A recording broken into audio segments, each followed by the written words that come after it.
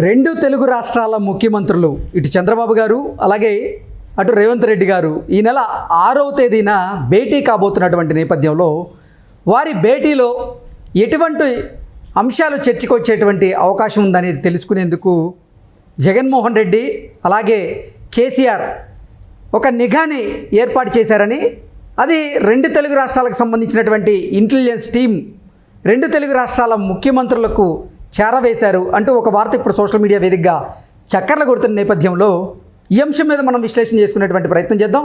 ప్రస్తుతం మనతో పాటు ఉన్నారు ప్రముఖ రాజకీయ విశ్లేషకులు, ప్రముఖ సీనియర్ జర్నలిస్ట్ దుర్గా వడ్లమణి గారు. వారితో మాట్లాడదాం. దుర్గా, నమస్తే అండి. నమస్తే.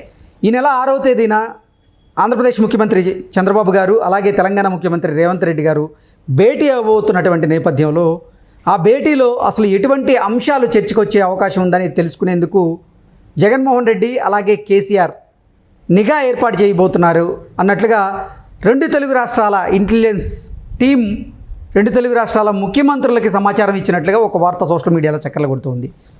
ఏంటి ఈ వార్తలో వాస్తవం ఉందా? ఉండొచ్చండి. ఆల్రెడీ ఫోన్ ట్యాపింగ్లు రెండు రాష్ట్రాలకి కొత్త కాదు కదా. ఇటు కేసీఆర్ ప్రభుత్వంలో ఫోన్ ట్యాపింగ్లు జరిగాయి. మీకు తెలుసు, ఈవెన్ రేవంత్ రెడ్డి ఇంటి దగ్గర ఒక పెద్ద ఇదే సెట్ చేసి వాళ్ళు అన్నీ చేశారు గతంలో. అదేవిధంగా ఆంధ్రప్రదేశ్లో కూడా ఫోన్ ట్యాపింగ్ జరిగిందని మనం విన్నాము. అయితే ఇప్పుడు వీళ్ళంత క్యూరియస్గా తెలుసుకోవాల్సిన పని లేదండి, ఇది వాళ్ళు ఎప్పుడో చేయాల్సిన పని. యాక్చువల్గా ఈ విభజన చట్టం ఏదైతే ఉందో మనకి 2014లో దాన్ని అమలు చేయాల్సిన బాధ్యత అప్పటి కేసీఆర్కు ఉంది, అప్పుడు ఉండే చంద్రబాబు నాయుడు గారికి ఉంది. అప్పుడు వాళ్ళు కలిసినట్టున్నారు కూడా, నాకు గుర్తున్నంత మట్టికి ఫస్ట్ టైం.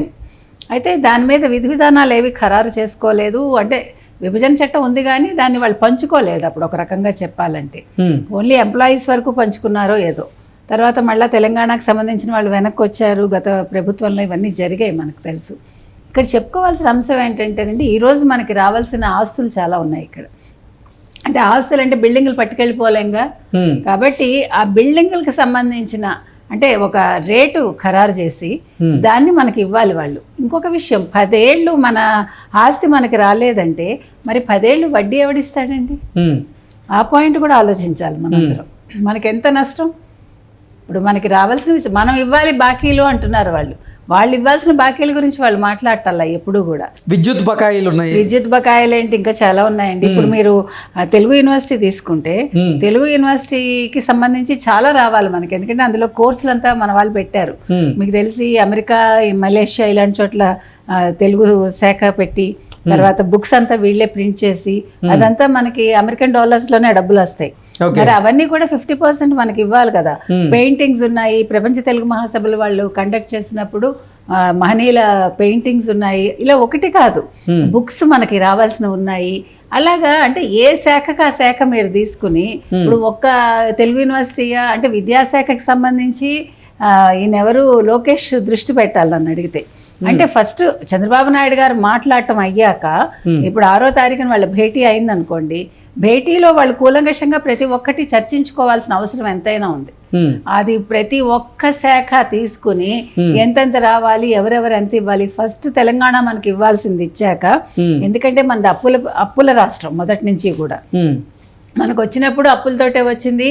ఈ రోజు గత 5 ఏళ్లుగా మనకు అప్పులతోటే రాష్ట్రం మిగిలింది. కాబట్టి ముందు మనకి రావాల్సిన నిధులు ఏమైనా ఉంటే అవన్నీ కూడా వాళ్ళు ఖరారు చేసి మనకి ఇచ్చేస్తే అప్పుడు మనం కట్టాల్సింది చంద్రబాబు నాయుడు గారు కడితే బాగుంటుంది అనేది అందరి అభిప్రాయం. ఎందుకు చెప్తున్నామంటే మనకి రాష్ట్రం చాలా ముఖ్యం అండి. ఎట్ ద సేమ్ టైం ఇక్కడ ఉండాల్సిన బిల్డింగ్స్ కావచ్చు, ఇక్కడి నుంచి రావాల్సిన నిధులు కావచ్చు, ఇవన్నీ కూడా ఇప్పుడు నీటి వాటా గురించి ఎట్లా వీళ్ళు మాట్లాడుకుంటున్నారో అట్లా మిగతా విషయాలు కూడా మాట్లాడుకోవాలి. నాట్ ఓన్లీ విద్యుత్ బకాయిలు, ఇంకా చాలా ఉన్నాయి. ఇంకా ఎవరైనా ఎంప్లాయీస్ మిగిలిపోయారా మనకు అంత ఐడియా లేదు దాని మీద. సో ఇవన్నీ కూడా చూసుకుని విధి విధానాలు ఖరారు చేసుకోవాలండి.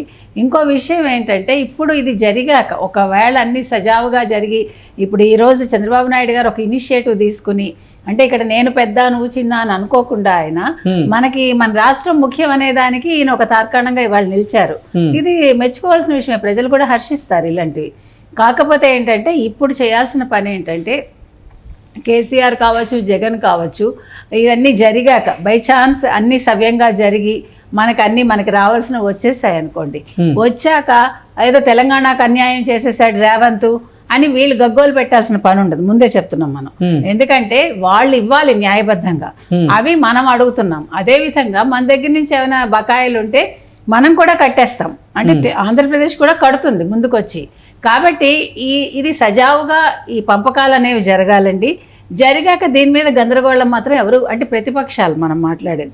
ఇక్కడ కేసీఆర్ ప్రతిపక్షంలో ఉన్నారు కాబట్టి కేసీఆర్ కావచ్చు, అక్కడ జగన్మోహన్ రెడ్డి కావచ్చు, వీళ్ళు రాష్ట్ర ప్రయోజనాలు ముఖ్యం అనుకుంటే గొడవలు చేయరండి. ఎందుకంటే ఇవన్నీ వాళ్ళు ఎప్పుడో ఇవన్నీ సెటిల్ చేయాల్సిన అంశాలు ఇవన్నీ. జగన్మోహన్ రెడ్డి ఏ రోజు ఇనిషియేటివ్ తీసుకోలేదు. ఆయన మరి కేసీఆర్తో మంచిగానే ఉన్నారు, వాళ్ళ ఇంటికి 1-2 సార్లు వెళ్ళినట్టున్నారు మనకు గుర్తున్నంత మట్టికి.